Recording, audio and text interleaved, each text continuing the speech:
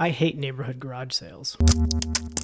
I really do. I really hate neighborhood garage sales. Just didn't like how crowded it was. It's not that I don't like other resellers being out there. Obviously, I'm a reseller. I'm out here promoting reselling. I'm teaching reselling. I'm educating people on reselling. So I'm supportive of resellers everywhere. But there's something about a neighborhood garage sale where it's overwhelming for me. It's cars everywhere. There's traffic jam. There's 50 people at each garage sale. I went to one last weekend and I was just, I don't know. I swore off of neighborhood garage sales after that one. Probably not true. I'll probably go back to a neighborhood garage sale again, but it reminds me of going to an estate sale, like on the first day of a really popular estate sale, and there's 1 million people in line, and they open the doors and everyone's running around. Like, that's not my style at all. I like hanging back. I'll go through and I'll pick through and I'll still find stuff, but I just don't like rushing around and battling it against other people. I don't like it. I don't know. What do y'all think about neighborhood garage sales? In fact, that neighborhood garage sale that I was at this past weekend, I noticed somebody driving around in a car that their side view mirror was falling off, and they had taped it back up onto the side of the car using eBay free tape that you get as a eBay store user. Tell me you're a reseller without telling me you're a reseller. Do y'all ever have any doomed inventory? I've got this shirt. Check this shirt out. This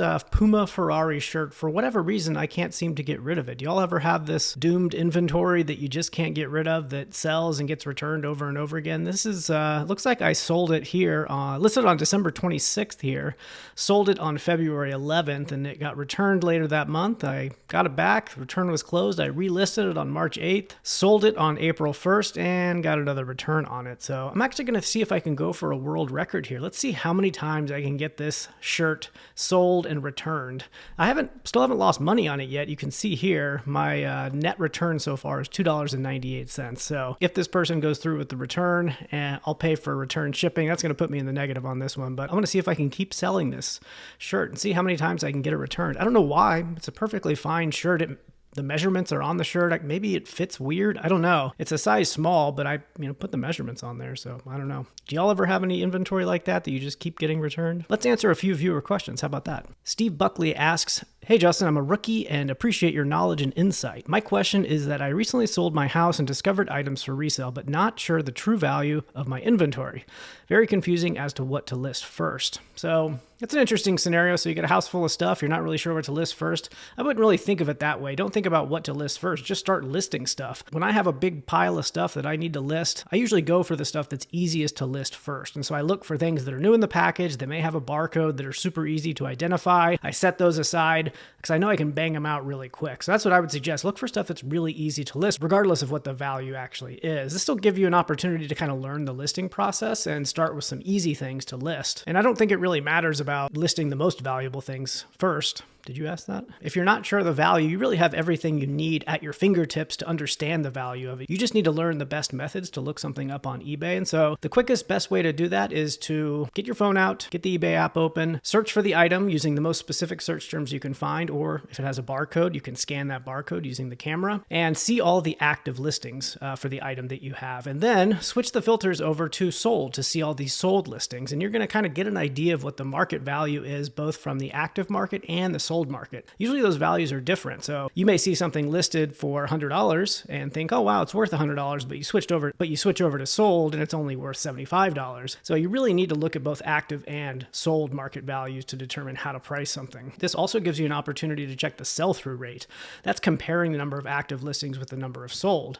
And so if there's 100 active listings, that means there's 100 people out there trying to sell the same exact item. If there's 100 sold, that means over the last 90 days, which is how far eBay search goes back, 100 of those have sold. So every one of them that gets listed, you could expect to sell over the next 90 days if no new ones are listed. So that's not a real true calculation of sell-through rate, but that really doesn't matter when it comes to eBay. You just kind of want to get a sense of the sell-through rate. You want to understand roughly how many are selling. Usually it's going to be pretty clear whether this is an in-demand hot item or not. Oftentimes I find something that may be worth quite a bit of money, but you look at the sell-through rate and you see, well, there's 150 of them listed and 2 of them sold. That means one person every 45 days is going to come along to look for this item and have 100 competitors to choose from. And that's not really very good odds, I'm probably not going to pick that up unless the value is extremely high. Otherwise, it's going to be sitting on my shelf for a super long time. So use that to your advantage. Use the app to your advantage. Take the stuff around your house, just start looking it up. And if you find stuff that has good value, that has a good sell-through rate, set it aside to be listed. But I would start with stuff that's easier to list, to answer your question directly. All right, let's jump into the numbers for this week. I'm going to answer some more questions sprinkled throughout these top 10 sales of the week. So stick around if you want to hear the answers to some more questions. All right, so my gross income for this week was $764 and my net income is $410. It continues to be really slow on eBay for me, but this week was especially weird and interesting, and I'll get to that in a second. But my ROI over the week was 576% and I had a 48% net profit margin. I had 41 new listings and only 26 sales, and that's why this week was weird. Typically, I sell 1-to-1. So if I list 41 things, I'm going to sell about 41 things as well. It's not exact, obviously. Sometimes it's 43, sometimes it's 39.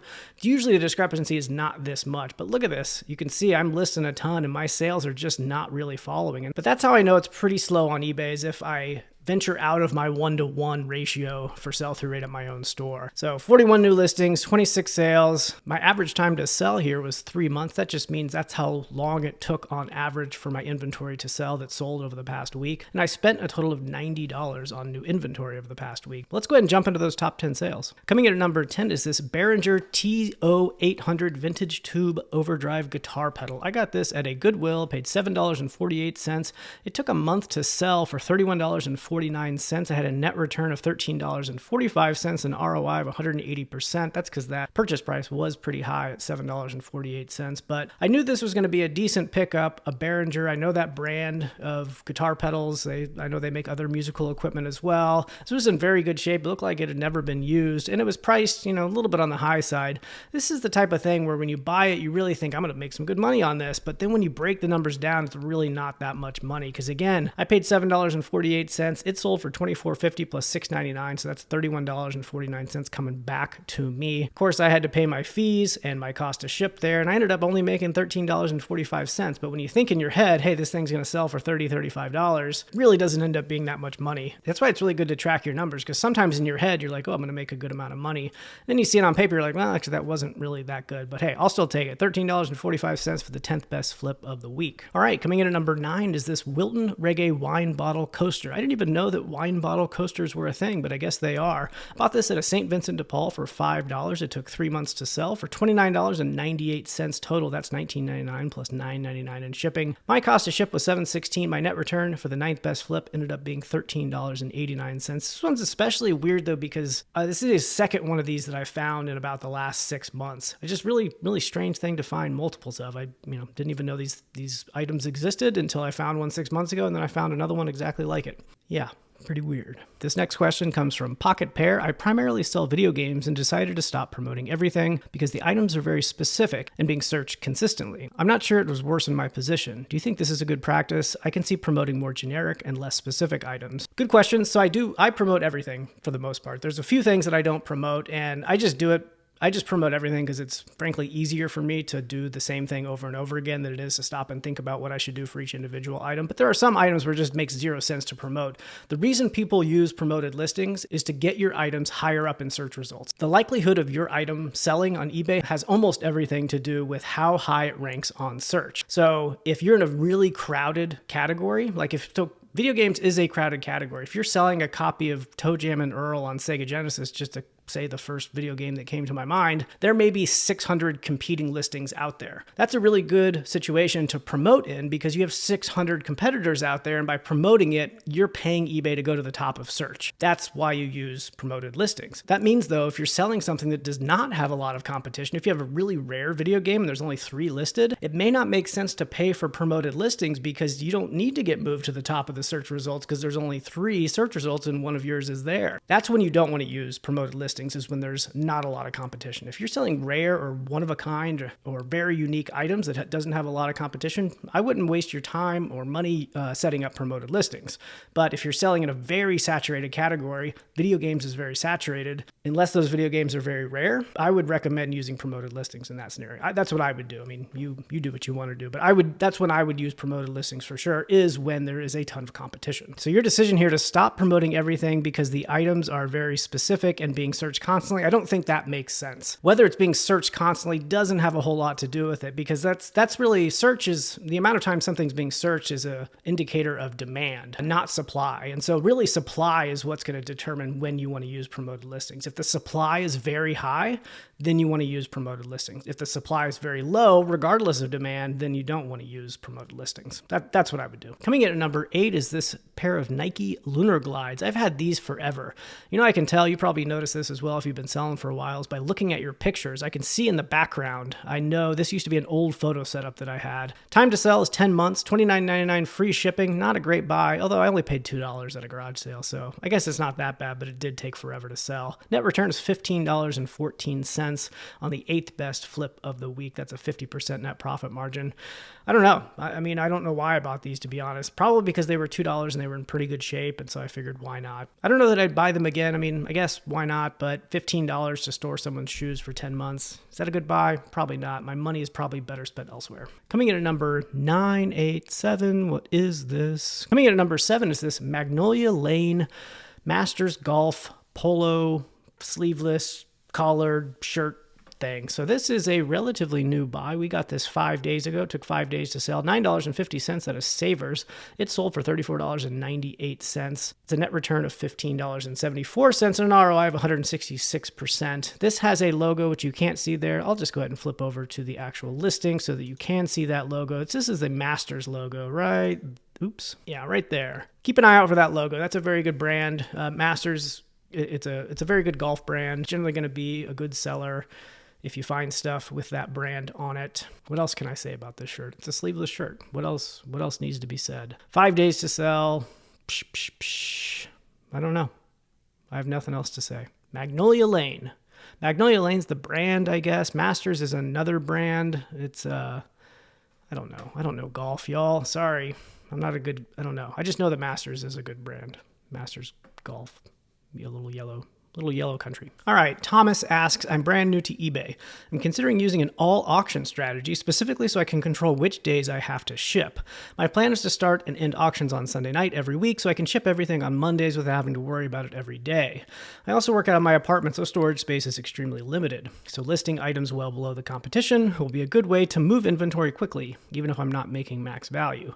Anyone try a similar strategy? Is there a pitfall that I'm missing? Those are all really good questions. So I'll address auctions really quick. Auctions can be a good way to move inventory more quickly, but you are going to generally make less when you list stuff as auctions. Now, there's stuff that is good to list as an auction, but it usually has to fit a certain criteria to make it a good item to auction. So the demand has to be really high. There has to be a lot of people out there who want this item. The supply should have to be really low, because if there's a lot of supply, likely there's going to be buy it now supply out there, and customers are going to favor buy it now over auction unless they think they can get it really cheap. And then finally, it's got to have an unknown market value. So if it's hard to price, you don't really know how to price it, that's a good candidate for auction as well. If you know how to price it really well because it has a very clear market value, you just want to list it for the market value, otherwise you're going to lose money. As you said, you may be okay not making as much money off of it, so maybe you don't care about that specifically. But be prepared, you could make a lot less, and people can score some really great deals as buyers on auctions, because if you list something that has relatively low demand and high supply, chances are not many people are going to be bidding on it, and it's not going to go for much money. I'll also address the part about shipping. So it is, in theory, a good idea to say, well, I'm going to end all my auctions on a Sunday, and then I can just ship out on Monday and don't have to worry about any of the rest of the week. However, that's not really how it works in practice, because what you'll find when you start running a bunch of auctions is that a lot of people, when they win an auction, they just will never pay. And so you have to rerun the auction, and the sale doesn't even matter, which is really annoying. That's a big reason why I don't do auctions. Or what you'll find, even if it ends on a Sunday and there's a winning bidder, maybe they don't pay until Tuesday. And there's really nothing you can do about that. So there goes your strategy. Then you're having to ship midweek when you didn't want to. What I would do instead is focus on buy it nows. Your inventory might sell a little bit slower if the demand is low, but you're going to get maximum value for it, and you can still pace out your shipping throughout the week by adjusting your shipping and handling times. So you don't have to ship every day. You can set your shipping rates to be 1 day, 2 day, 3 day. That way you don't have to ship every day. And so think about all that. You may find that the auction strategy does work best for you, but just some food for thought though when you're trying to figure it out. That's a good question though. Coming in at number 6 is this Lululemon jacket we got at a Savers, listed for 13 days, bought it for $12, sold it for $45.98, net return of $22.33. Regular Regular watchers of the channel will notice that the word rare is there, which is one of my pet peeves, but I'm going to blame my wife on this one. She's the one that listed this, and I don't know if she put the word rare there, or she just sold similar. She probably sold similar. She's not the type of person that's going to use an emoji either. Do y'all use an emoji in your titles? I don't do it on purpose, but if someone has it that I sell similar on, I usually keep it. Why not? I don't know. Y'all had success doing that, putting emojis in the title. Anyway, Lululemon, obviously a great brand. It can be hard to identify Lululemon though. A lot of times at thrift stores, the people that price things will overlook Lululemon because they don't have a tag on it usually, and the only branding it has is a really tiny Lululemon logo. And so it's a good way, if you know how to spot Lululemon, it's a good way to get some high value inventory. In this case, it was not bad, $45.98. I actually thought it was going to sell for more. It's like a jacket, but I don't know, maybe it's not in style anymore. Coming in at number 5, this is a fun one. This is a vintage Nike jacket, straight out of the 90s, that turquoise, that maroon. Looks like we bought this a month ago at an estate sale for $1. Good price. Sold for $36.98. Took about a month. Net return is $25.34, and the ROI was $2,534. So that's a good ROI on that one. But I knew this was going to be good. These are desirable pieces, these old windbreakers from Nike, especially if they look 90s. And I'm not surprised that this one took only a month to sell. I knew people were going to like this one. So would you wear this? Think I'd look good in this? Blake Edwards asks, why do you never write a description? I like it, just curious of the strategy. So I don't write a description, one, because I don't think people really read descriptions. And two, I try to cut everything out of the listing process to make it as fast as possible to list. So writing a description for everything is just going to take a lot of extra time that I don't want to spend. But however, I do write condition details. And so if I'm listing something that requires that I be clear about the condition of something, yes, I do write condition description. Sometimes I put that in the description field. Usually I just put it in the condition description field. I will use the description field to put my return policy, or I've been messing with the eBay AI descriptions just to see if that makes a difference. I don't think it really does. But I just don't spend a whole lot of time writing unique descriptions because for the most part, buyers are not going to read them. They're pretty buried. If you look even on the eBay mobile app as a buyer, item descriptions just are not front and center like they used to be. They're buried in under a click. You have to click to see the full description. Having a good, rich description, I don't think is a big driver of sales. And this is just like a generic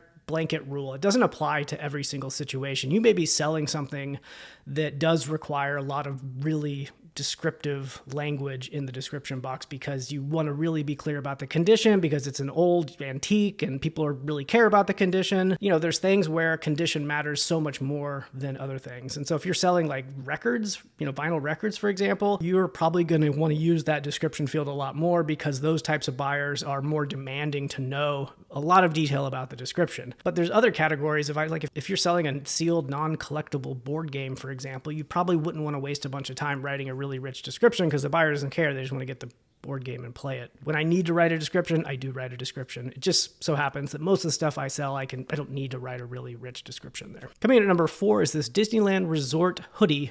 Got this at a Savers, paid $5.60 about a month ago, $46.98. That's $39.99 plus $6.99 in shipping. The net return, $29.41. That's a 525% ROI. I knew this was going to be a pretty good one because I was just at Disney World not that long ago and I saw a lot of people wearing this style of shirt. It's like, this is the back that we're looking at, by the way. It's a big spell out across the back, shoulder to shoulder. Saw a lot of people wearing it. So when I saw this at Savers, I thought, yeah, this is definitely going to be worth it. Because if you go into those stores at Disney World or Disneyland, these things are going to cost like $70, $80, $90. And so if you're like me, you're going to go to Disney World, see some cool stuff in the gift store, then come back home and just buy it off of eBay for a quarter of the price. But happy to sell it for the, what is this, fourth best flip of the week? Fourth best flip of the week. Yeah, that's number 4.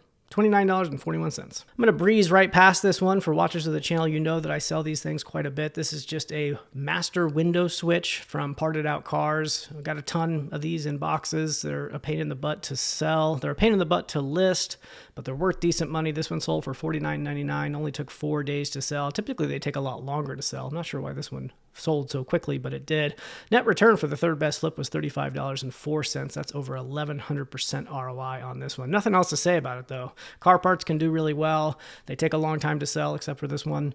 And yeah, you'll probably see one of these on next week's video too. I tend to sell at least 1 or 2 of them a week. All right, Christina has a couple questions here. The first one here is, I'm curious to know, because you list most everything for buy it now and not auction, how do you know where you're going to start the price? Yeah, I do research. Basically, whatever I'm trying to sell, I sit down and do about 60 to 120 seconds of research to find out what the active market looks like, what the sold market looks like, understand the rough market value on the active listing market, the rough market value on the sold listing market, to determine where I'm going to list mine at. Usually I price my items on the high end of the range because I do like to send out offers to buyers. You also asked, do you accept offers when you sell or buy it now? I typically don't turn best offers on my listings, but I do send a lot of offers out. Also, is it more beneficial to have an actual eBay store or to just be a seller in general? Because I've never had a store and I've been selling on eBay for 25 years. So it really depends on your selling style and how much stuff you're selling. Usually the big reason why people get a store is because it gives them a larger allotment of free listings so that they're not charged a insertion fee every time that they're listing. And so I do have a store. I think I pay for the $20 a month store. I don't even know how many listings that gets me, but I never go over them. Having that extra allotment also allows me to do a lot of ending and relisting, which I like to do. So that's the first question you want to ask. Are you consistently paying extra insertion fees because you're listing more than what they give you for free? If so, you can just do the math in your head. Does it make sense to pay a monthly fee to get more allotment of free listings, or does it make sense to continue paying those insertion fees? There's other benefits to stores. I don't know all of them off the top of my head. Like, for example, you get discounts on the final value fees. You also get quarterly coupons to use on boxes and tape and packing material. But the big reason is those allotment of free listings. So, it really just depends on how much you're listing. Number 2 here is this Beats by Dre Solo 3 headphones. I got this recently. I think that the second garage sale that I've been to this year. Had it listed just for 5 days before selling at $69.99. That's a net return of $41.03, 274% ROI. I paid $15 for it. Beats by Dre is a good brand. These actually sound really good. I plugged them in, let them charge, and tested them, and I'm just always impressed with the sound of these headphones. For $70, it's actually a really good deal. Beats by Dre, I was a little bit nervous about buying these because I was afraid of counterfeits, but they felt very good. They felt solid. I just generally don't like buying high-end, newer electronics like Apple devices or Beats by Dre, things like that. It feels just a little bit of a risky category, but they sold fine. But this was the second best flip of the week. I made $41.03 on it. And, at a garage sale, $15 felt pretty high. I don't know. I thought about trying to talk them down a little bit, but I knew that they would sell pretty quick. The sell-through rate on these were incredible. That leaves us with number 1, this vintage made in the UK Nike Inter Milan soccer jersey. I've had this thing for so long. I'm so surprised that it just didn't sell as quick as it did. 9 months this thing's been listed. I got it in an estate sale for $5 back in July. It sold for $84.98. The net return on that for the best flip of the week was $64.28. That's a 1,200% ROI. I love buying and selling soccer jerseys. It's one of my favorite categories. I'm not really a big soccer fan, but I like the soccer jerseys, and I just have over time found a lot of really cool vintage ones, and this was another vintage one. I think this thing was from like 2000, 2001, and you could just really tell by the look of it. You could tell by the labels, the fact that it was made in UK. A very good piece here. Really excited to find this one. Again, surprised it took so long to sell, but it did. $64.28 was the net return on it for the best flip of the week. Pretty cool one. As always, thank you so much for watching. If you missed last week's episode, click here to watch it now. And if you like these videos, I do them every week, so hit that subscribe button and join me next Monday. Thanks, and see you soon.